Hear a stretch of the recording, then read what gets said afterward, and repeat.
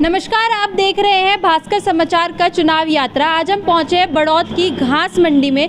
यहाँ पर काफ़ी हमारे साथ जनता खड़ी है, इनसे पूछेंगे 11 मई को जो चुनाव है इसमें किसकी सरकार आ सकती है, कौन सा ऐसा प्रत्याशी है जो भारी मतों से जीत सकता है, इनके लिए काम कर सकता है, बड़ौद के विकास के लिए काम कर सकता है। आइए इनसे जानेंगे कौन यहाँ पर प्रत्याशी है ऐसा जो टक्कर का है, यहाँ विकास के लिए काम कर सकता है। सुधीर मान जी। ऐसा क्यों है सुधीर मान जी जीत सकते हैं? सामने प्रत्याशी आरएलडी में बबीता तोमर जी भी खड़ी है, वो भी एक बोल रही है कि हम भी काम करेंगे, तो वो क्यों नहीं जीत सकते?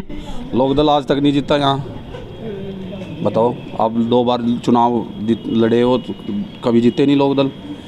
पहले यहाँ से अमित राणा जी थे प्रत्याशी और वो बीजेपी के ही थे, तो उन्होंने यहाँ पर कितना विकास किया? उन्होंने काफ़ी विकास करा, लेकिन हम भी सड़क भी। और दूसरी बात यह है कि अब हम चुनाव लड़ रहे, अब सुधीर मान जी जैसे चेयरमैन बनेंगे, हम भी विकास करेंगे। यहाँ पर हमारे साथ कई महिलाएं भी मौजूद हैं, तो या महिलाओं का हमेशा ये रहता है कि महंगाई बढ़ गई है, गैस के दाम बढ़ गए, तेल के दाम बढ़ गए, तो उनसे ये जानेंगे कि बीजेपी के राज में इतनी महंगाई बढ़ रही है फिर भी बीजेपी को ही क्यों लाना है?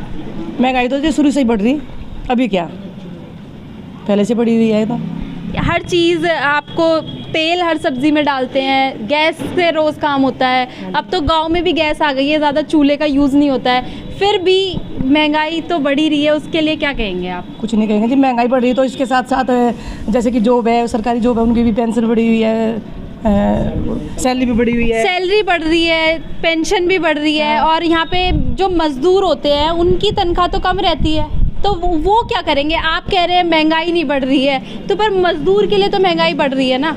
नहीं जी, उनकी भी फालतू हो रही है, अब तो पहले से ज़्यादा हो रही है, ऐसा कुछ नहीं है। सिर्फ 500 रुपये प्रतिदिन कमाते हैं वो, तो 500 रुपये में उनके 2 बच्चे भी होते हैं, खुद भी खाने का खर्चा भी होता है, तो वो कैसे कर पाएंगे ना उसमें?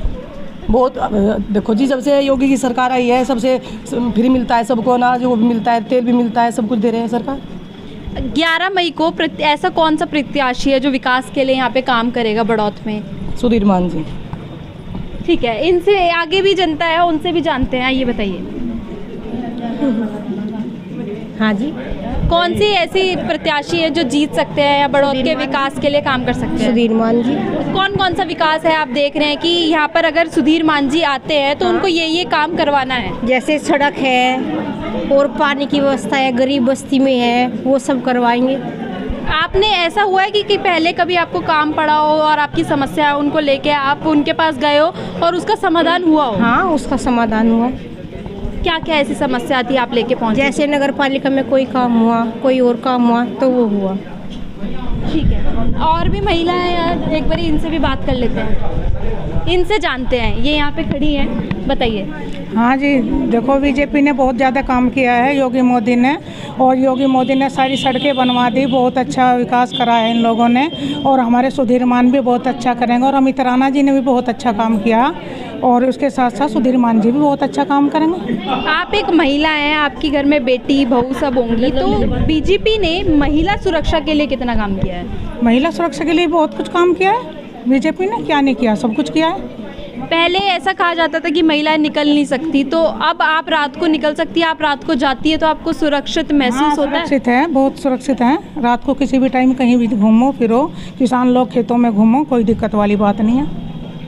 हमारी बस 2 ही उद्देश्य है, जिसको ज़रूरत है उसकी सहायता करना, और जो विकास आज तक नहीं हुआ उस पर ध्यान करना।